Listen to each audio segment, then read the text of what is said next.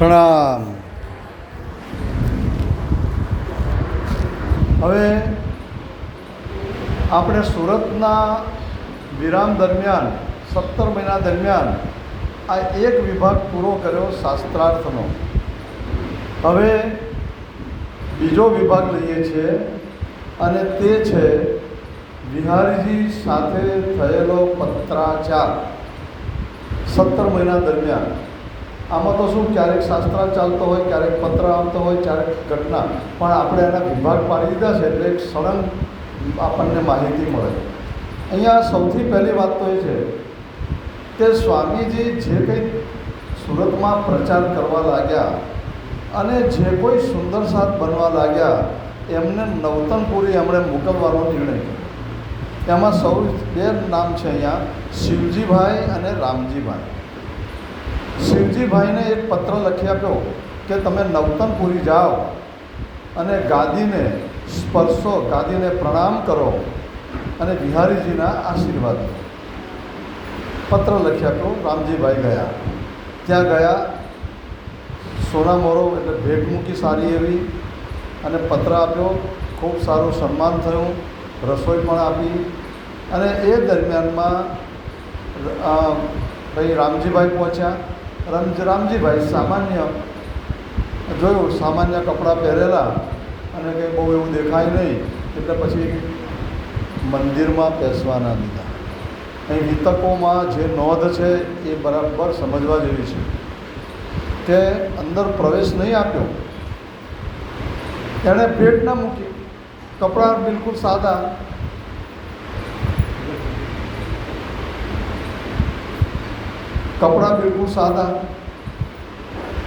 પછી એણે વિનંતી કરી કે મને હું સુરતથી મહામતી પ્રાણનાથજીએ મોકલ્યો છે તમારા દર્શન કરવા, ગાદીના દર્શન કરવા, તમારા આશીર્વાદ લેવા મોકલ્યો છે, તો પણ નહીં પ્રવેશ આપ્યો.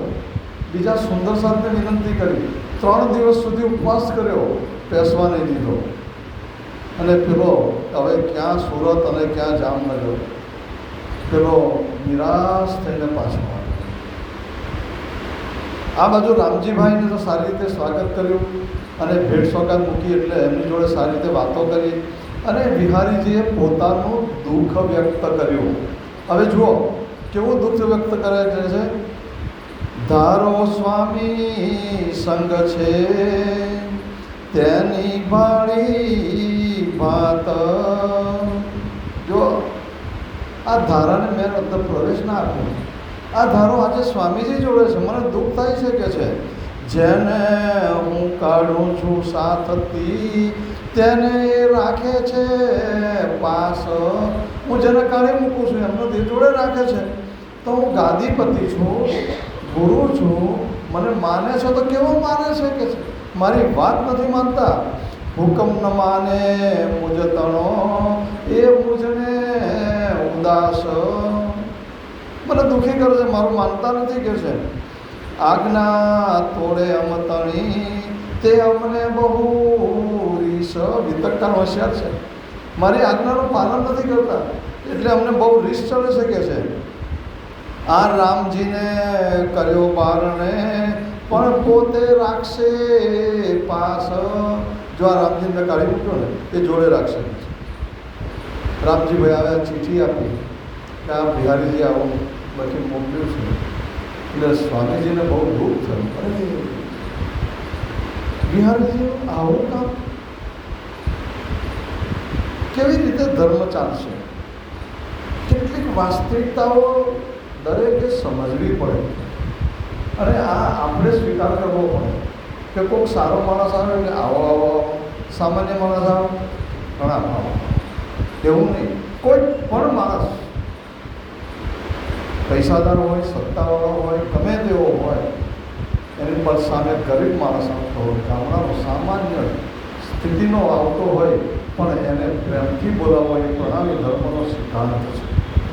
એટલે અહીંયા કહેશે સ્વામીજી, શ્રીજી કહે હું શું કરું જે લૂલો પાંગડો સાથ, તમે તરછોડો તનથી પણ ઇન્દ્રાવતી ન મૂકે હાથ. હે બિહારીજી આ બરાબર નથી. અને પછી એમણે પત્ર લખ્યો લખવો પડે એવો હતો. અને કહે છે કે જે દેવચંદ્રજીએ આપણને આપ્યું હતું કે દેવચંદ્રજી તો ખોજીબાઈ નામની એક મુસલમાન વિધવા સ્ત્રીને પણ ઉપદેશ આપેલો. તો તમે કેમ ભૂલો છો કે છે આવો? અને એ રીતે અહીંયા જવાબ પ્રશ્ન, કોઈ પણ માણસ બ્રહ્મસૃષ્ટિ હોઈ શકે, 14 બ્રહ્માંડમાં કોઈ પણ જ્ઞાતિમાં હોઈ શકે, અને એને આપણે કેવી રીતે વિરોધ કરી શકીએ કે છે.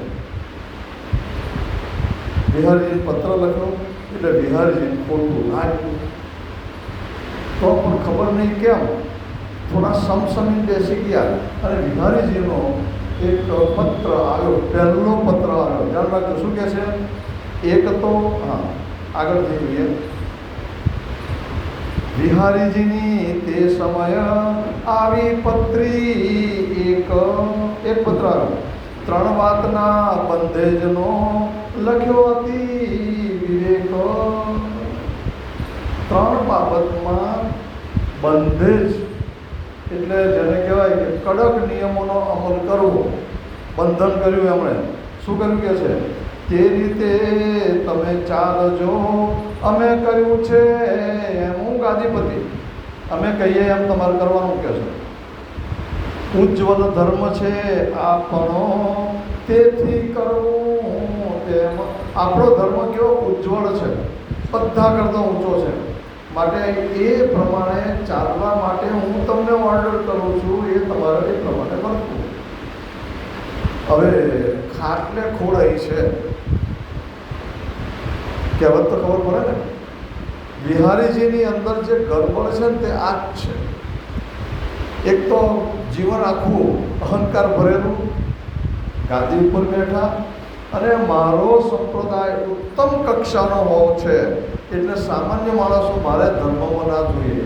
ભાઈ, ધર્મો તો 14 લોકના છે, આપણો ધર્મ પરમધામનો છે, અને મોતીડા તો ભરતખંડમાં વેરાણા અને આખી દુનિયામાં ફેલાયેલા છે. ગમે તે જ્ઞાતિમાં હોય ભાઈ, એ જોવાય નહીં કે છે. અને આ બાજુ બિહારીજી એમ માને છે કે મારો ધર્મની અંદર ઉચ્ચ કેટેગરીના જ માણસો હોવા જોઈએ. શું કહે છે? જો ઉજ્જવલ, જો ધારાભાઈને પેસવા ના દીધો, મૂળ કારણ શું? ઊંચો નહોતો, બોલો ના ચાલે. અહીંયા પેલો રામજી ગયો, આવો સામાન્ય માણસ ના ચાલે. અહીં તો અપ ટુ ડેટ જ માણસો જોઈએ. રામજી આખો, શિવજી આવ્યો, ઓલરાઈટ, બરાબર છે, ખર્ચો કર્યો. એટલે કે છે એક કયા નિયમો કયા? એક તો નીચી જાતને જોયું, અંદર હતું એ બહાર આવ્યું, નીચી જાતનો હોય અને નહીં. બીજી વિધવા સ્ત્રીઓ નથી. આ કેમ કયું ખબર નથી. એ બેને નવ આપું મંત્ર તારતમ નામ, તારતમ મંત્ર નહીં આપવો. જો તારતમ મંત્ર પહેલેથી છે. ત્રીજું, હવે નંબર 3 નિયમ કાલે પૂછીશું. ત્રીજું, અમે ને તમ વિના બીજો ન આપે મંત્ર. મારા તમારા સિવાય કોઈએ મંત્ર નહીં આપવાનો. તો આવું કહેવાય કરું કેમ? અમર પટોળીને આવ્યા છે. બહુ સ્પષ્ટ વાત છે. 3 વિષયો. કયા વિષયો છે? એક, નીચી જાતને નહીં, વિધવાને નહીં, મારા તમારા સિવાય મંત્ર આપવો નહીં.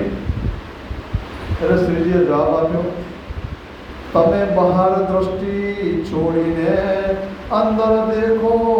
આ બહારની દ્રષ્ટિ, જગતના લોકો શું કરે છે એ નહીં જોવાનું. ફલાણા ધર્મ ઊંચો, ફલાણો નીચો, ઠીકણો. અંદરની દ્રષ્ટિ, બ્રહ્મ સૃષ્ટિની દ્રષ્ટિથી જોવાનું છે. શ્રી દેવચંદ્રજીએ માર્ગ કર્યો, તમે ચાલો તે રેસ. દેવચંદ્રજીએ જે રસ્તો ખોજીબાઈ પૂર્યવનમાં કર્યો, વિધવાને ઉપદેશ. રહીબાઈની વાસનાની પરમધામની છે. બીજું કે અમે તમે બે એકલા ક્યાં ક્યાં કહીશું જઈ. આપણે કેટલો ટાઈમ જીવવાના છે? ક્યાં કહીશું કે છે ઉચ્ચ નીચની બ્રહ્મને ભગત અંગ ભગવાન, એવું 14 લોકનું બતાવ્યું હતું. કોણ બહાર હતો કે છે? વેદશાસ્ત્ર જુઓ, બધે જુઓ, કોઈ જગ્યાએ આવું લખેલું નથી. આવો મોટો સરસ પત્ર લખ્યો અને એ પત્ર લખી જોડે કલશ ગ્રંથ પૂર્ણ થયેલો એ પણ બિહારીજીને જોવા માટે મોકલી આપ્યો. આશીર્વાદ આપે અને બિહારીજીની પાસે જાય છે સુંદર સાથ. અને પછી બિહારીજીનો પારો 7મે આસમાને પહોંચ્યો. કલશ ગ્રંથ પાછો આપી દીધો, લઈ જાઓ પાછો, મારે કશું વાંચવું નથી કે છે. ઊંચા સ્થાન પર બેઠેલી વ્યક્તિની અંદર કેવો પ્રેમ, કેવી સહનશક્તિ અને કેવી દિલેરી હોવી જોઈએ એ અહીંયા શીખવાડે છે. અને પછી જેમણે કડક પત્ર લખ્યો નંબર 2. પછી પોતે પત્રી લખી, પછી પોતે વિહારીજીએ પત્ર લખ્યો, નવો માર્ગ તમ પાસ. હે મહારાજ, નવો માર્ગ તમે જુદો તમારો કે છે, અમારો માર્ગ તો અન્ય છે. મેં કીધો દઢ વિશ્વાસ. તમારો ને અમારો રસ્તો જુદો કે છે. હવે નહીં, અમે જો સંભળાય છે ને પાછળ, અમે તમને ઓળખ્યા તમમાં વિદ્યા કામ. તમારી વિદ્યા છે એ સંસારની છે. બોલો હવે, મહેરબાની કરી અને કહે છે તમે નહીં મારા સાથમાં, પેસી શકો નહીં ધામ. બોલો, વીટો પાવર. હવે તમે સુંદર સાથમાં નહીં, કાઢી મૂક્યા પ્રાણ નથી. સુંદર સાથમાં બિલકુલ ચોકડી વાગી કે છે. અને કહે છે પેસી શકો નહીં ધામ. જનધન ધામની ચાવીઓ જ એમના ખીજામાં છે. ઘણીવાર નવાઈ લાગે, ક્યારેક મોટા સ્થાનેથી બોલતા માણસોએ બોલતા પહેલાં વિચાર કરવો જોઈએ કે હું શું કહું છું, આ શું મારા હું જે કહીશ એની અસર થવાની છે. આ બહુ ધ્યાન રાખવું જોઈએ. જેને કાઢ્યા મેં ધર્મથી તે તમોએ લીધા દિન. મેં જાણ્યું તેથી તમને મુજ પર નથી કિન. મેં કાઢ્યા એમને તમે લીધા, એનો મતલબ એવો થયો કે તમને મારા ઉપર શ્રદ્ધા નથી, વિશ્વાસ નથી. મેં તો તમને આજથી કર્યા સાથથી દૂર. એકે એક લીટી બરાબર ધ્યાનથી સાંભળજો. આજે સુંદર સાથથી દૂર કરું છું. મારો તમારો નાતો નથી. અને આમ અંદર છેક પગથી માથા સુધી લગે, તમે આટલી હદ સુધી જઈ શકો. આટલા સુંદર સાથ જગાડ્યા, જે કંઈ આવ્યું એ તમને નિસ્વાર્થ ભાવથી અર્પણ કર્યું. તમને ગાદીએ બેસાડી, ચાલો હું તમને આગળ કરીશ, હું પ્રચાર કરીશ, હું મહેનત. તો પણ આવું બોલવાનું અમારો તમારો નાતો નથી કે છે. જેવા દેવ અસુર, જેવા દેવ અને દાનવ, તમારે મારે જુદા, હું દેવ ને તમે દાનવ. જો કેવી મર્યાદા ઓળંગે છે. હવે પત્રી લખશો નહીં, જેથી તું જીવ દુખાય. મહેરબાની કરી મને કોઈ પત્ર લખવાનો નહીં. પત્ર આવ્યો, સ્વામીજીએ જોયો. અરે એ દરમિયાનમાં વિધિન ટાઈમ, એ દરમિયાનમાં લક્ષ્મણ શેઠ અર્થાત લાલદાસજી મહારાજ સુરત આવે છે. અને એ આ બધાના સાક્ષી બની ગયા. આ લક્ષ્મણ શેઠ કેવી રીતે આવ્યા એનો હિસ્ટ્રી વચ્ચે નાખ્યો છે, કહેવો પડે. લક્ષ્મણ શેઠને આપણે કહ્યા હતા કોઈ 70 કે કોઈ 99 જહાજ કે બહુ જહાજ, એટલે મોટો કોર્પોરેટ એવો માણસ. પણ રાજજી મહારાજે એવો પાઠ ભણાવ્યો કે જહાજો ડૂબી ગયા. અને ખોટ ગઈ, ઉઘરાણી કરવા લોકો આવવા લાગ્યા. એમને એમ લાગ્યું ચલો મેં આટલો બધો ધંધો કર્યો છે, આ જહાજ ડૂબી ગયા, પૈસા થોડો બધી આપવાનો કંઈ મારે. એનો હતો જેને કહેવાય ખજાનચી પ્રેમજીભાઈ. એમણે બહુ ચિંતા ના કરશો, આપણે ઉઘરાણું એટલું બધું છે કે જહાજ ડૂબી ગયા તો અસર નહીં થાય. પણ લોકો ધર્મ ના રહે એટલે એમનું મન ઉઠી ગયું. સારું, જેના પર વિશ્વાસ મૂકીએ છીએ અત્યારે અવિશ્વાસ બતાવે છે. મુશ્કેલીના સમયે સંસારમાં જો આ જ થાય, જ્યારે આપણે પડતીના દિવસો આવે ને ત્યારે લોકો ઉપરથી ગોદા માર્યા, એક શબ્દ ગોદા મારે, બીજું ઠુહા મારે, ગુજરાતી શબ્દ. આ પરિસ્થિતિ થઈ એટલે એમણે છોડી દીધું. કઠ્ઠા છોડીને આવી ગયા પોરબંદરમાં. પોરબંદરની અંદર જે સુંદર સાથ હતા એમની જોડે સંપર્ક કરે છે, રોજ સત્સંગ કરે છે, સેવા જેવું કંઈક પધરાવ્યું અને સેવા પૂજા કરે છે. અને માવજીભાઈનું અમારા વડવાનું બધા નામ આવે એ બધા જોડે બેસે છે. અને એ દરમિયાનમાં ત્યાં મસ્કત બંદરેથી માવજીભાઈનો છોકરો એ પણ અહીંયા આવે છે, બધા બેસે છે, કામ કરે છે. અને આ વિદ્વાન તો હતા જ, પ્રભાવ પણ હતો જ. એટલે સત્સંગ કરવા લાગ્યા એટલે વૈષ્ણવ સંપ્રદાયવાળાને વાતો કરી. કારણ કે કૃષ્ણની વાત કરવાની હોય એટલે થાળ પૂરે ને ત્યારે આપણે સામાન્ય રીતે શું થાળ બેઠા હોય એટલે કંઈક ને કંઈક વગાડીએ, તાળી વગાડીએ, આ કરીએ, થોડું સંગીત વગાડીએ, એટલે કોઈ ઘૂઘરી વગાડે એ જમાનામાં. એટલે કે આ ઉંદરના પગે ઘૂઘરી બાંધી અને આ લોકો થાળ બોલે છે. ઉંદર એવો ધર્મ કયો, એવો ધર્મ. પણ આ લોકો કોઈ ચિંતા કરી નહીં. પછી લાલદાસજી મહારાજને એવું લાગ્યું ચાલો હવે અહીંથી છોડીને જઈએ અને નક્કી કર્યું કે હવે નવતનપુરી જવું છે. જો સ્વામીજીએ કેવો પ્રચાર કર્યો જુઓ, મારે પ્રાણનાથજી પાસે જવું છે એવું નહીં, નવતનપુરી જવું છે એવું પ્રતિજ્ઞા લીધી. અને હું ત્યાં સુધી અન્નનો દાણો નહીં લઉં.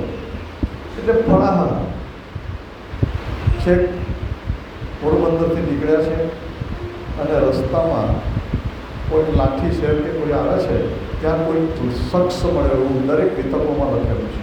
એણે કહ્યું કે નવતનપુરી તમે ના જાઓ, ઇન્દ્રાવતીજી સુરતમાં છે ત્યાં જઈને મળો, બધી શક્ય તમારું કામ ત્યાં પૂરું થશે. આવું કેવું, ગાદી તો અહીં છે પછી ત્યાં જવાનું, આવું તો બને નહીં. પછી છતાં એમને એમ લાગ્યું ચાલો ને બહુ આગળ ગયા તો ઠઠ્ઠા આવ્યા. તો ઠઠ્ઠાની અંદર એક વેપારી મળ્યો, ધ્યાન રાખજો. અરે લક્ષ્મણ શેઠ ક્યાં જાઓ છો કે છે? ભાઈ હું તો સુરત જાઉં છું. અરે તમારા પૈસા છે લેતા જાઓ ને કે છે. એ મારા તો હિસાબ લખે છે ખજાનચી પ્રેમજીને આપી દીધો. અરે પણ આવ્યા છો પૈસા લઈ? ના, મારા પૈસા નથી જોઈતું. આ ઘટના એટલા માટે લખેલી છે કે લાલદાસજી મહારાજ કંઈ દુઃખી થઈ નથી નીકળ્યા, મોહ જ જતો રહ્યો છે. પૈસા સામેથી આપતા તો પણ લીધા નહીં અને એ નીકળી આવ્યા. બોલો હવે આ બાજુ અને લાલદાસજી મહારાજ આવ્યા, જમવાનું કહ્યું. કારણ કે જમો કંઈ અહીંયા, ચાલો જમવા બેસી જાઓ. કારણ કે છે ના નથી જમવું, મેં તો પ્રતિજ્ઞા લીધેલી છે કે નવતનપુરી જઈશ પછી અન્નનો દાણો લઈશ કે છે. એટલે સ્વામીજીએ જાતે કહ્યું ભાઈ નવતનપુરી અને ગાદી અને બધું જ અહીંયા છે, જમી લો. હવે વિચાર કરો કે સ્વામીજીનો કોન્ફિડન્સ કેવો, એમનું આત્મદર્શન જે હતું એ બહાર આવ્યું. ત્યાં કશું જ નથી. તમે વિહારીજી પાસે કશું જ રહ્યું નથી. આવી જાઓ. અને માની ગયા. અને તે દિવસથી એમનું નામ પડ્યું લાલદાસજી. બોલો લાલદાસ મહારાજ કી જય. આ બાજુ સુંદર સાથ ભેગા થયા અને એમણે આ પત્રીની વાત જાણી અને પત્રીની વાત જાણીને ભેગા થયા અને નક્કી કર્યું ભાઈ 5 શક્તિઓ કોનામાં છે? વિહારીજીમાં કે પ્રાણનાથજીમાં? ગ્રંથો કોના દ્વારા ઉતર્યા છે? ઇન્દ્રાવતીમાં, પ્રાણનાથજીમાં. કોનામાં? બિહારીજી ધર્મ પ્રચારને બદલે ધર્મને ઓછો કરી રહ્યા છે. ધર્મનો પ્રચાર કોણ કરે છે? બધા વિદ્વાનો, પંડિતો બધા મોટા મોટા ભેગા થયા અને નક્કી કર્યું કે નહીં, આપણે હવે પ્રાણનાથજીને જ ગાદી ઉપર બેસાડવા જોઈએ અને પછી જ આગળ કામ કરવું જોઈએ. જો કેવી ઊંચી વાત બને છે. સ્વામીજીને સમજાયા કે હવે આટલી હદ સુધીનું વાતાવરણ ગયું છે તો તમે હવે જવાબદારી માથે. સ્વામીજી તૈયાર થયા અને એમને ગાદી ઉપર બેસાડવામાં આવ્યા. વિક્રમ સંવત 1729ની અંદર અષાઢ સુદ બીજ ગુરુવાર અને અભિજીત નક્ષત્રની અંદર સ્વામીજીને સુરતમાં ગાદીએ બેસાડ્યા. બોલો પ્રાણનાથ પ્યારે કી મંગલપુરી ધામ કી જય. મેરું નામ આપવામાં આવ્યું મંગલ. સૌ પ્રથમ પ્રાણનાથજીને ગાદીએ બેસાડવામાં આવ્યા અને બાયજુ રાજે આરતી લીધી. જુઓ, બીજા નંબરમાં પ્રાણનાથજીને બાયજુરાજને જોડે બેસાડીને ભીમ ભટ્ટે આરતી ઉતારી. વૃત્તાંત મુક્તાવલીની અંદર લખેલું પ્રકરણ 49 ચોપાઈ 30 ને 31.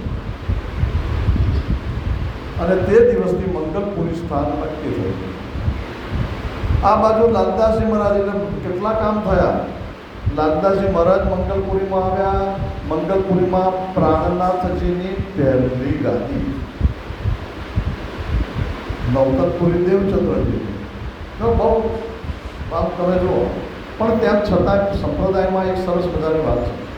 પહેલે બીજ ઉદય નવતર, ત્યાં બીજ નખાયું.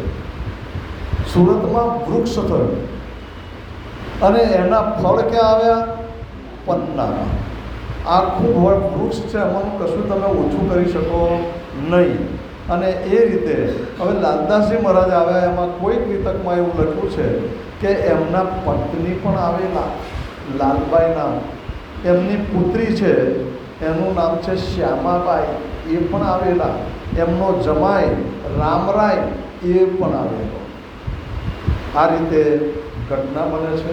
સ્વામીજીએ બિહારીજીને પત્ર લખ્યો. ટેકનિકલ બાબત છે, બહુ મજાની વાત છે. બિહારીજીને જણાવી વાત, લખી પત્રી પોતાને હાથ પોતે લખી. શું કહે છે? તમે સાથ બહાર લખ્યું મારું નામ, પણ મેં માથે લીધું સૌ કામ. તમે મને સાથમાંથી બહાર કર્યો. હવે હું જાગણીનું કાર્ય મારા માથા ઉપર લઉં છું. આગળ અમે સ્વાર્થે કરીશું ઉપાય, તો એ કામ સિદ્ધ નહીં થાય. આ વિષય સૂક્ષ્મ છે. એમણે પોતાનું આત્મદર્શન જે છે, હૃદયની જે સંવેદનાઓ છે એ પ્રગટ કરી છે કે તમે મને સાથની બહાર કાઢ્યો એટલે હું અહંકારથી તમારાથી છૂટો પડતો નથી. જો એટલે કોઈ પણ પ્રકારનો મારામાં સ્વાર્થ થાય હોય તો મારું હું જે કામ માથે લઉં છું એમાં સફળતા નહીં મળે. જે મહાન પુરુષોનો ત્યાગ કેવો હોય છે. આપણે કોઈ પણ કાર્ય કરીએ છીએ, કોઈ પણ કાર્ય મંદિરનું કરીએ છીએ, ધર્મનું કાર્ય કરીએ છીએ, પોતાના માટે કરીએ છીએ, તો પણ અંદર ઊંડે કંઈક તો સ્વાર્થ હોય છે. કોઈક સ્વાર્થ ના હોય તો પણ કંઈક ઉલટું સુલટું તો હોય છે. મેં પહેલાં ક્યારેક કહ્યું, અમારા એક બહુ વડીલ છે, વૃદ્ધ છે. જ્યારે જવું સવારમાં મારે 11 મેર સાગરના પાઠ કરવાના. એક માળા સવારે કરવાની, એક માળા 4 વાગે કરવાની, બીજા 11 મેર સાગરના પાઠ કરવાના. અને બીજું જે નિત્ય ક્રમવાળો છે તે હોય કે બોલું છું. પછી મને પૂછે હું કરું છું એ બરાબર છે ને? હવે શું કહો છો?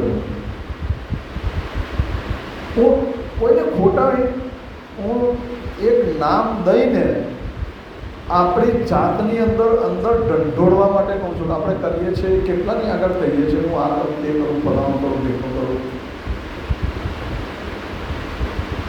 મારે તો પહેલાં કશું પહેલાં મંદિર જવાનું, પછી બીજું. શું કરવા કહો છો ભાઈ? કંઈ જરૂર છે?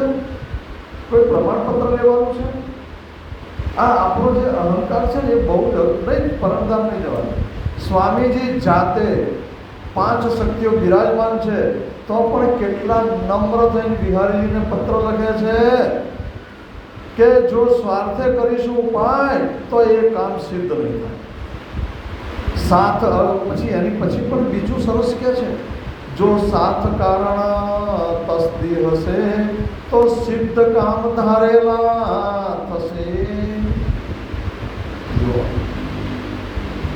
મેં જે ઉદ્દેશથી અહીંયા લખ્યું છે કે જાગણીની જવાબદારી હું માથા ઉપર લઉં છું, જો એ બરાબર હશે તો મારા ધારેલા કામ પૂરા થશે. કેટલો બધો નિસ્વાર્થ ભગવદ્ ગીતામાં નિષ્કામ કહ્યું છે, એની અહીંયા ચરમસીમા છે. તો આ રીતે અહીંયા પત્ર લખીને અહીંયા બીજું એક વિશ્લેષણ કરી દઈએ. સ્વામીજી દીવમાં શું કરે છે હું ભૂલી ગયો છું. બોલો, કોઈ કહે છે? 1 2 3. હા, રંજનબેન તમે.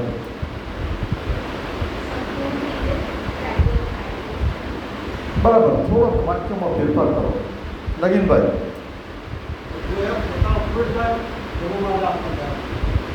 ફૂલ ટાઈમ બરાબર છે.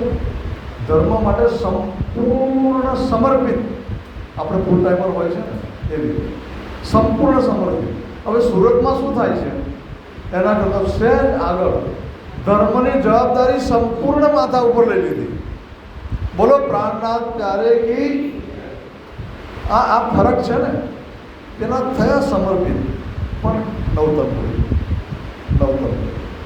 કંઈ તો જરૂરી હતું, કંઈ ખોટું નથી કર્યું, બરાબર કર્યું છે.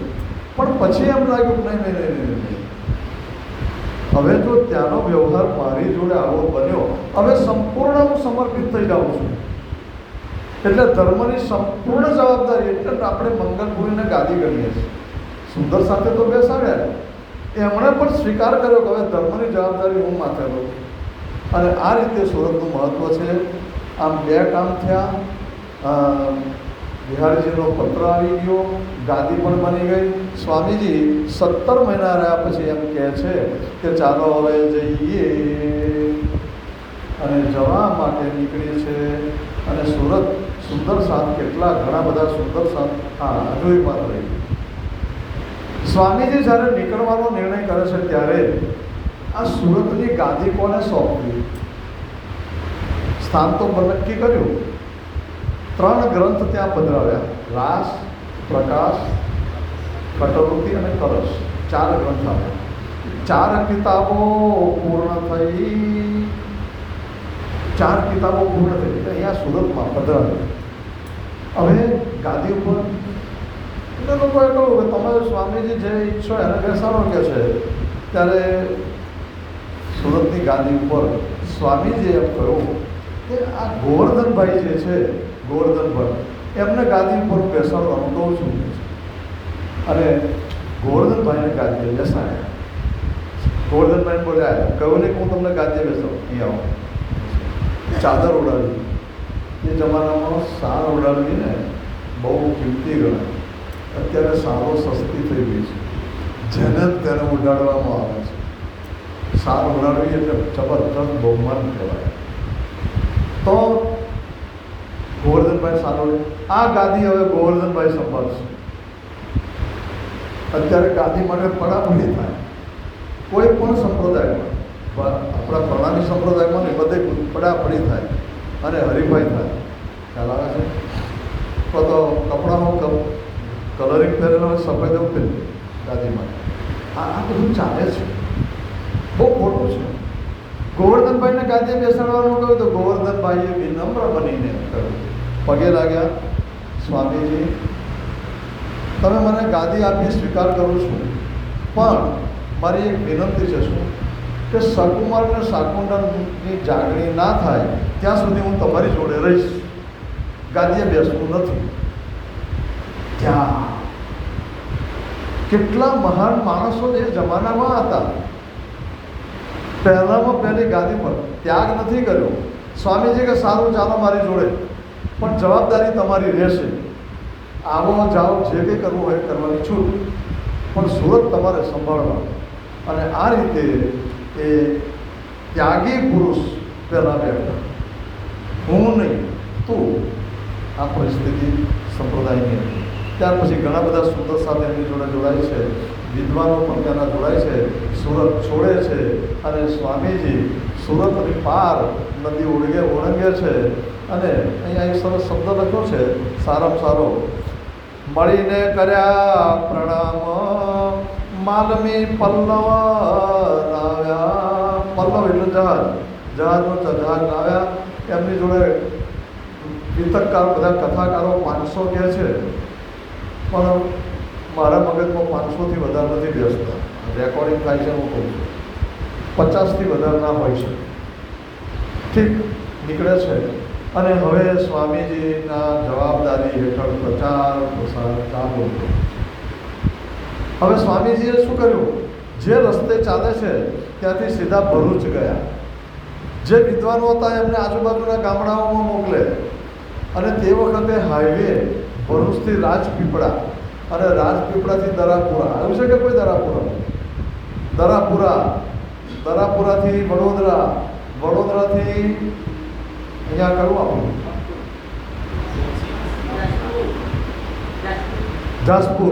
જાસપુરથી મહીસાગર ક્રોસ કરવાની, એ રૂટ હતો પહેલાં. બીજો રૂટ હતો ભાદરવા, અને ભાદરવાથી સીધા ખેડા જિલ્લામાં પ્રવેશ થાય. ગમે ત્યાંથી પ્રવેશ આ 2 રસ્તાથી એમણે કર્યો છે, વાસદ હતું જ નહીં. અને વિદ્વાનોને આજુબાજુના ગામડા મોકલવામાં આવે.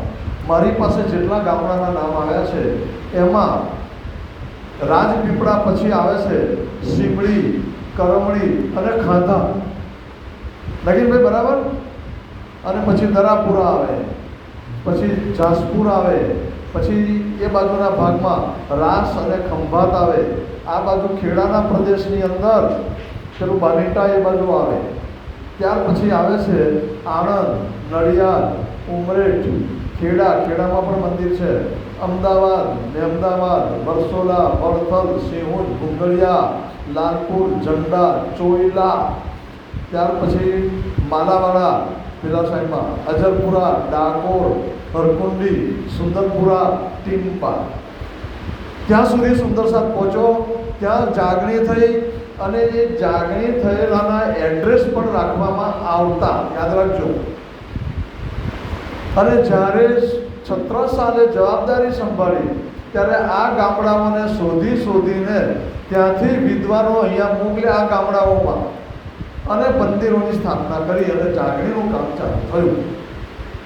સ્વામીજી અમદાવાદ પહોંચે છે. અમદાવાદની અંદર પ્રેમાપુર એટલે પ્રેમ દરવાજાની અંદર એક ગુર્જર કેરી નાતમાં પ્રેમજી ઘેર પોતે રહ્યા. 4 દિવસ રહ્યા.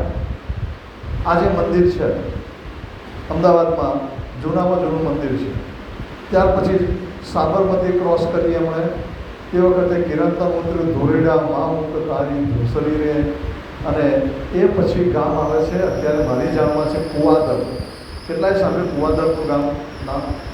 કુવાદર ગામ આજે પ્રણામી મંદિર છે, આજે પણ કથા ચાલુ છે. અને ત્યાં લાલદાસજીને લખેલી વિતક પણ છે. એ પછીથી સ્વામીજી આગળ જતાં સિદ્ધપુરમાં આવ્યા.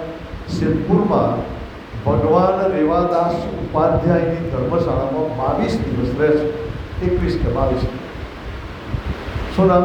ભગવાન રેવાદાસ ઉપાધ્યાય. ઘણા વિતકકારો 2 ગણે છે, આ એક જ છે. એમને ત્યાં રહે છે, સત્સંગ ચાલે છે. સિદ્ધપુર ગામ બહુ અગત્યનું. એ જમાનામાં આજે જરા થોડું ઢંકાઈ ગયું છે. બાકી સિદ્ધપુરની અંદર સહસ્ત્રલિંગ તળાવ, શંકર ભગવાનના 1000 લિંગની સ્થાપના સિદ્ધરાજ જયસિંહે કરેલી. એ સિદ્ધરાજ જયસિંહના નામ પરથી સિદ્ધપુર પડ્યું. ત્યાં બ્રાહ્મણોની ખૂબ સંખ્યા, અઢળક, જો અઢળક શબ્દ વાપર્યો. ત્યાં 84 કાયમ થાય. 84 ખબર છે ને બેદની પ્રસાદ? 84 બ્રાહ્મણની જ્ઞાતિઓ હોય એ બધાને રોજ જમવાનું ત્યાં કોકને કોક. હવે ત્યાં શું છે, ત્યાં શ્રાદ્ધ ક્રિયા કરવા માટે જવાનું આવે. આજે પણ એ વિધિ ત્યાં સિદ્ધપુરમાં લોકો કરે છે, જાય છે. હા હા બરાબર છે. ગયાની સરખામણીમાં એ એનું નામ છે. હા, તો આજે પણ ત્યાં જાય છે લોકો, 84 કરે છે. એમાં લાડુ, દાળ ભાત અને ઘોડાનું શાક આજે પણ ત્યાં આપવામાં આવે છે. ત્યાં સરસ્વતી નદી છે, કુંવારિકા કહેવામાં આવે. સ્વામીજી 21 દિવસ ત્યાં રહ્યા અને ધર્મનો પ્રચાર કર્યો. ત્યાં પણ મંદિર હતું. પરમહંસજી મહારાજ, ફોટો જુઓ છો ને, એ ત્યાં સિદ્ધપુરમાં ભણેલા. એટલે ધ્યાન રાખજો, પરમહંસજી મહારાજના પછી શિષ્ય. મીરાને શું કહ્યું મેં? શું કહ્યું મેં?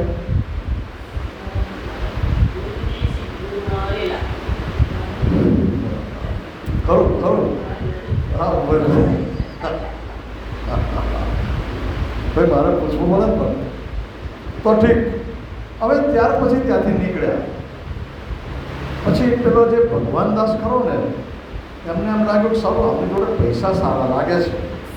બ્રાહ્મણ તો હતા જ, એટલે ત્યાં કર્મકાંડ પણ કરાવે અને રાખે તો એનું ભાડું પણ મળે, રસોઈ કરે તો રસોઈનું પણ મળે. પછી લાગ્યું કે હવે કંઈક કરીએ. પાછળ પાછળ જવા લાગ્યા. તો સ્વામીજી એ બળદગાડામાં બેઠા હશે, પાછળ ગોવર્ધનભાઈ બેઠેલા, અને પાછળ પાછળ છેક નામ પાછું પાલનપુર સુધી ગયા. વચ્ચે કુંવારિકા નદી આવે. ધ્યાન રાખજો, ઉત્તર ગુજરાતમાં 2 કુંવારિકા નદી છે. એક સરસ્વતી અને બીજી બનાસ નદી. હું જાતે ગયો ત્યારે ખબર પડી. મારે જવાનું થયું હતું એ એરિયામાં પ્રવચન માટે. પહેલી વાર ગયેલો, તો પછી અમે બસ લઈને ગયેલા. તે વખતે સરસ્વતી નદી, આ સરસ્વતી એટલે મને ખબર કુંવારિકા. પછી બીજી નદી આવી, તો આ મોટી નદી છે, નામ શું? તો કે કુંવારિકા. આ કુંવારિકા નદી ઓળંગી એવું વિતકમાં છે.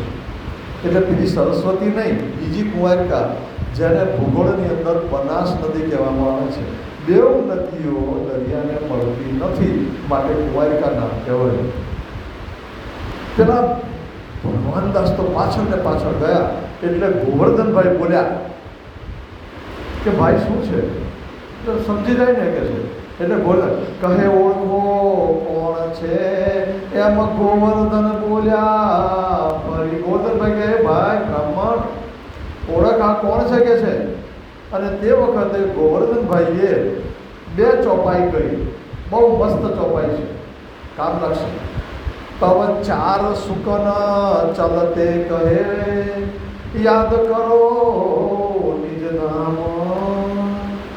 जमुना ताल घाट की और अक्षर मुकाम व्रज रास में हम थे भी तीसरे आए गीत अब खेल देखो पीछे फिरे जाय लगे हम तीत. લાલદાસજી મહારાજનો 33મું પ્રકરણમાં છે.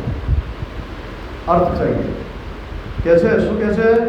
તબ 4 સુકન, 4 વાક્યો કયા, અને 4 સુકન એટલે 4 શબ્દો કયા. યાદ કરો નિજના. આપણે વિતકની કથા સાંભળીએ છીએ, આનંદ આવે છે, પણ યાદ શું કરવાનું છે? કેમ સાંભળીએ છીએ? પરમધામ. નીચ શબ્દ વાપરો, પરમધામ નહીં, આપણા ધામને. તો શબ્દો જ્યારે ગોઠવાય છે ને, ત્યારે એની પાછળ કોઈક શક્તિ રહેલી હોય. નિજધામ, પરમધામ, નિજધામ. નિજધામ એટલે પરમધામ. પણ આપણું છે એ અહીંયા આપણા પણ. જમનાજી પરમધામમાં રંગમેલ છે, આપણું રેસિડેન્શિયલ બંગલો છે, આપણું નિવાસસ્થાન છે, 9 માળ 10મી આગાસી છે. જો કેવડો મોટો મહેલ, અને એમાં ફરવું હોય તો ગાડી લઈને ફરવું પડે મહેલમાં, કેટલો મોટો મહેલ છે. એની એક્ઝેક્ટ સામે પૂર્વ દિશામાં જમના નદી વહે છે. આ જમના નદી કેવી, જો કહેવું પડે મારે ફરજમાં, જમના નદી કેવી, 500 મંદિર લાંબી, 500 કિલોમીટર કહો તો પણ ચાલે. અને પાછો એની પાળ સારી બનેલી, કમરભર ઊંચી પાળ, એક હીરાની 9 લાખ કોષ લાંબી જમનાજી છે. એની પાળ એક હીરાની, ઝગમગ ઝગમગ અનેક નંગો થાય એવી પાળ. અરે પાણી કેવું, કાચ જેવું, પણ દૂધ જેવું, ચાખો તો કેવું, મિસ્ત્રી જેવું. યાદ કરો જમના તાલ ઘાટ કી, એના 7 ઘાટ યાદ કરો.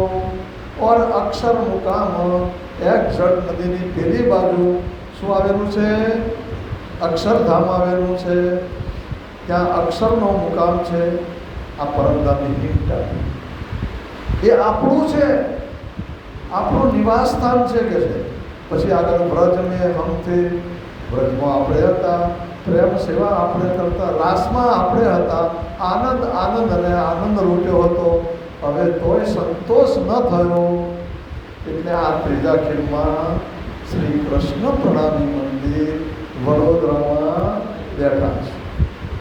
બરાબર, આગળ કહે છે અબ ખેલ દેખ પીછે ફીરે. હવે આનો ખેલ જોઈ લો, જેટલો ઘેર જઈને જોવો હોય એટલો, અને રોજ 9 વાગે હાજર થઈ જાઓ.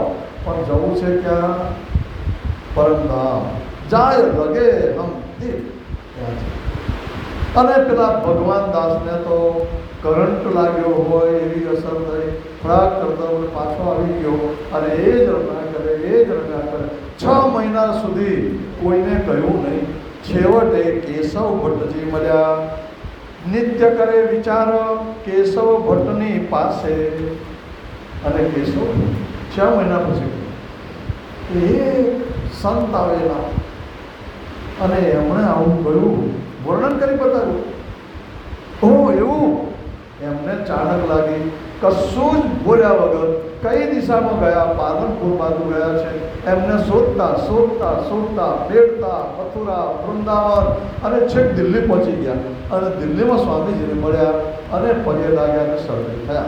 બોલો પ્રાણનાથ પ્યારે, કેટલો ટાઈમ ગયો છે. ઠીક, હવે સ્વામીજીનું શું થાય છે. સ્વામીજી પાલનપુર એમ કરતાં કરતાં પહોંચે છે મેળતામાં. મેળતાની જે કથા છે બહુ સરસ છે. એમાં 2-3 બાબતો સરસ મજાની બને છે.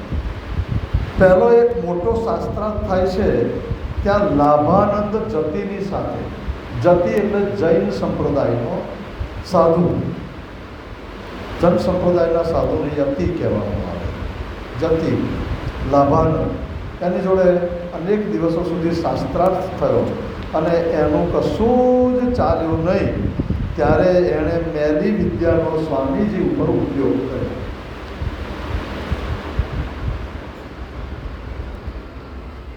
મેલી વિદ્યાનો અર્થ એવો થાય છે કે જે વામમાર્ગી, જે માણસ પર અસર કરે એવી વિદ્યા, મેલી વિદ્યા આવે છે. નહીં કહેતા કેટલાય મૂઠ મારીને, નજર લગાડીને, આમ કર્યું તેમ કર્યું, કંઈક આ કરીને, એ બધું એ જાણકાર હતો. અને એ જાણકાર હતો એટલે એમણે સ્વામીજીની ઉપર મેલી વિદ્યાનો ઉપયોગ કર્યો, માની નાખો. પણ આ તો સ્વામીજી, એમને કોઈ અસર થાય નહીં.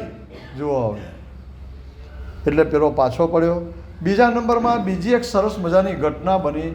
ત્યાં આગળ સત્સંગ કરતાં કરતાં 2 પરિવાર મળ્યા.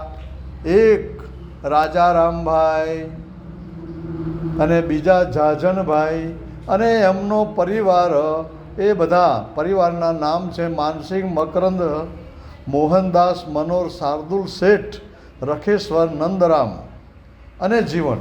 આ લોકો મળ્યા. એમની 10 પેઢી, એટલે 10 ફેક્ટરીઓ કહો કે કોર્પોરેટ ઓફિસો કહો, પેઢી કહેવાય, પેઢી આપણી ભાષામાં બરાબર બેસે, એ બધી જ સ્વામીજીના નામે લખી આપી.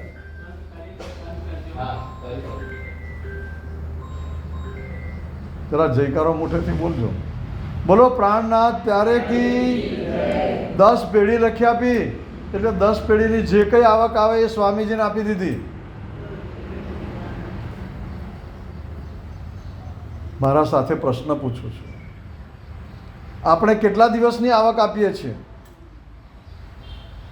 મહિનાની તો પૂછતો જ નથી. 1 મહિનાની આવક અહીંયા મંદિરમાં આપી દઈએ તો મંદિર સમૃદ્ધ બની જાય. અહીંયા આખી પેઢી લગી કાયમ માટે જાઓ.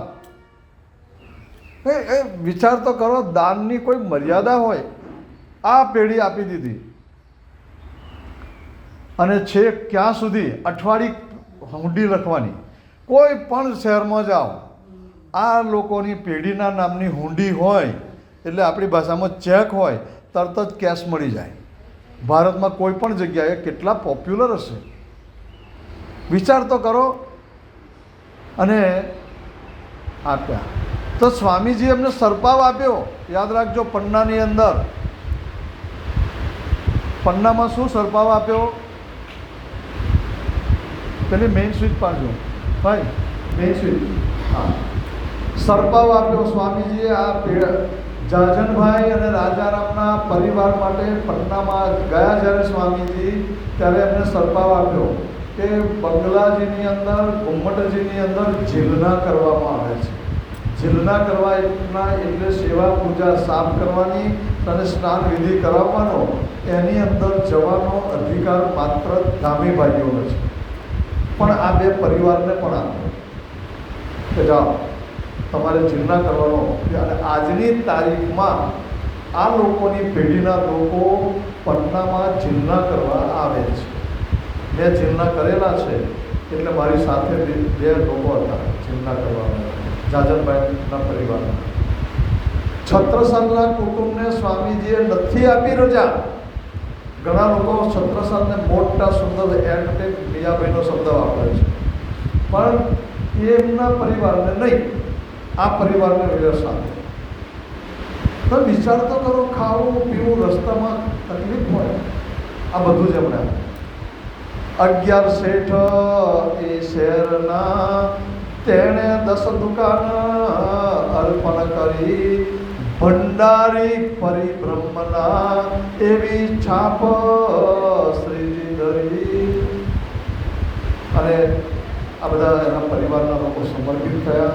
કેટલાય એના પરિવારના લોકો એમની સાથે ઘરબાર છોડીને નીકળી જાય છે. એમાં એક લીલાવતીનું નામ મુખ્ય છે. લીલાવતીનું આગળ નામ આવશે. ત્યાર પછીથી સ્વામીજીએ વિચાર કર્યો કે મારે તો સકુમારને સાકુંડલ ચગાવવાના છે, તો કોઈ જ્યારે કહેવાય સમર્થ રાજા મળી જાય તો સારું.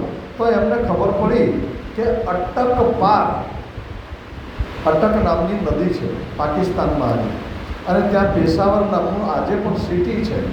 ત્યાં જસવંતસિંહ રાજા છે, એ સુરવીર છે. તો એમને એક પત્ર લખ્યો રાજાને, અને ગોવર્ધનભાઈને મોકલી આપ્યો. જો ગોવર્ધનભાઈનું વર્ચસ્વ કેટલું! પત્ર લઈને ગોવર્ધનભાઈને કેમ મોકલ્યા? કંઈક શાસ્ત્રાર્થ કરવાનો હોય તો કરી શકે. જાઓ, રાજા જો તૈયાર થતો હોય તો અમે આવવા તૈયાર છે.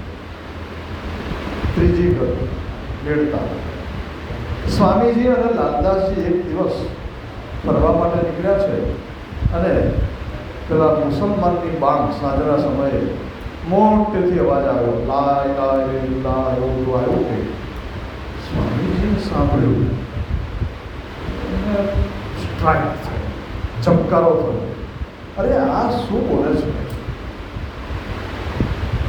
સ્વામીજી 5 વર્ષ અરબસ્તાનમાં રહેલા, એટલે ભાષાની જાણ થયેલી, પરંતુ સમજણની વાત કરતા હોઈએ તો મેળતામાં હોય. અરે લાલદાસજી, આ તમે સાંભળ્યું? અત્યારે તો વામ છે ને અમારા એરિયામાં એટલો ત્રાસ વર્તાઈ રહ્યો છે. સવારના પોરમાં એટલો મોટો અવાજ આવે, 5 વાગે આવે, ખબર નહીં દિવસમાં 5 વાર જુલમ કરે છે. મોહમ્મદ પૈગંબરના સમયમાં માઇક નહોતો એટલે મિયાભાઈ મોટેથી બોલતા છે, ઉપર ચડી ચડી એટલે પણ ઉપર જે મોટેથી બોલો પણ આ માઇક ઉપર શું કરો લઈ પણ નીકળ્યા છે, ત્રાસ ફેલાવો છો. ઠીક, તો નાગદાસજી આ શું બોલ્યા ખબર છે? ના, ચાલો એના મુલ્લાને જઈને ખબર પૂછીએ, તું અર્થ કરાવો. મુલ્લાને જઈને પૂછું ત્યારે કહે છે, મુલ્લા કહે જાણે એ આ બહયાતી પીધું. અખંડ જ્ઞાનનું જળ છે આમાં, તો કહે છે અખંડ જ્ઞાન છે, મતલબ એ છે. પણ ભાઈ અર્થ કે નથી આવતો. ધ્યાન રાખજો, આજે પણ મુસલમાનોને આના અર્થ ખબર નથી. માત્ર એટલી જ ખબર છે કે જે મુસલમાન ના હોય એ કાપર કહેવાય ને એમને મારવા, મુસલમાન બનાવવા અથવા મારી નાખવા. હમણાં ટીવી ઉપર સારા એવા પ્રમાણો આવે છે, જોતા રહેજો, સમજતા રહેજો. જો સમજીએ નહીં જોઈએ ને તો આ વિતક ભવિષ્યમાં એક સમય એવો આવશે કે આ વિતકની કથા નહીં કરી શકીએ અને તમે સાંભળવા નહીં આવી શકો. એટલા માટે કહું છું. ઠીક, એ વિશે અલગ છે. સ્વામીજી કહે છે કે લા એટલે નહીં, નહીં એટલે જેનું અસ્તિત્વ નથી તે, અર્થાત નાશ પામે તે ક્ષર. હવે આટલી બુદ્ધિ ચાલે મિયાભાઈની? લા એટલે નહીં, નહીં એટલે નથી, નથી એટલે નાશવંત, નાશવંત એટલે ક્ષર, ઈલા એટલે અખંડ, જે કાયમી છે તે એ પણ ખબર નહીં. ઇલ્લાહ એનાથી આગળ પૂર્ણ બ્રહ્મ પરમાત્મા. અને આપણે જે વાતો કહીએ છીએ, મારા શબ્દો ગોખી રાખીએ, આપણે જે માનીએ છીએ તે આપણા શાસ્ત્રોમાં કહેલું છે, એનાથી વધારે તો અહીંયા કશું નથી કે છે. આ વાક્ય ગોખી રાખો. કેટલાક મહાત્માઓ ઉલટું કે એમનામાં છે, આપણામાં છે. એટલે આપણા શાસ્ત્રો તો હજારો વર્ષ પહેલાં લખાયેલા છે, એટલે આપણામાં છે તે એમનામ કહેવાય. પરિણામે આવે સ્વામીજી તે દિવસથી નવો રસ્તો મળી ગયો.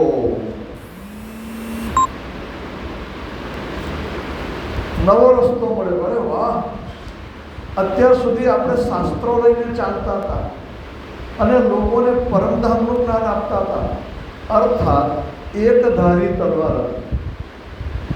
પણ હવે તો આની અંદર મારે જોવું પડશે, સમજવું પડશે. બે ધારી તલવાર. ચાલો હવે આપણે એના માટે નીકળીએ, ઔરંગઝેબને સમજાવીએ. ચાલો દિલ્હી કે છે, દિલ્હી જવાનો નિર્ણય કર્યો. દિલ્હી જવા માટે તૈયાર. ત્યાંથી નીકળ્યા અને પછી એ મુસ્લિમ પક્ષ ત્યાંથી ધણી દેવચંદ્રજીએ મને કહેલું, હવે લાગે છે કે દેવચંદ્રજીએ કહેલું એ સાચું છે. અને ત્યાંથી નીકળ્યા. ત્યાંથી મથુરા આવે છે. મથુરા આવ્યા પછી વૃંદાવન જાય છે. વૃંદાવનથી જાય છે આગ્રા, અને આગ્રાથી એ દિલ્હી પહોંચે છે. અને વિઠ્ઠલ ગોરના પરાની અંદર ધર્મશાળા રાખે છે અને ત્યાં રહે છે. વિઠ્ઠલ ગોરના પરાની અંદર સૈયદની હવેલીમાં રહે છે. તે વખતે કેટલો સુંદર સાર ઢગલાબંધ સ્વામીજીને શોધતો શોધતો શોધતો દિલ્હીમાં આવે છે. એની કથા આપણે આવતીકાલે કરીશું. દિલ્હીની કથા જોઈશું. પછી લોકો પૂછે છે ક્યાં રહે છે નિજનાથજી, સૌ સાહિત્ય લઈ આવું ત્યાં. કહે પરો વિઠ્ઠલ ગોરનું, ત્યાં સૈયદ હવેલી માય, ત્યાં સૈયદ હવેલી માય. દોરાઈએ. ક્યાં રહે છે નિજનાથજી, સૌ સાથ લઈ આવું ત્યાં. કહે પરું વિઠ્ઠલ ગોરનું, ત્યાં સૈયદ હવેલી માયા, ત્યાં સૈયદ હવેલી માયા. બોલો શ્રી પ્રાણનાથ પ્યારે કી જય. પ્રણામ.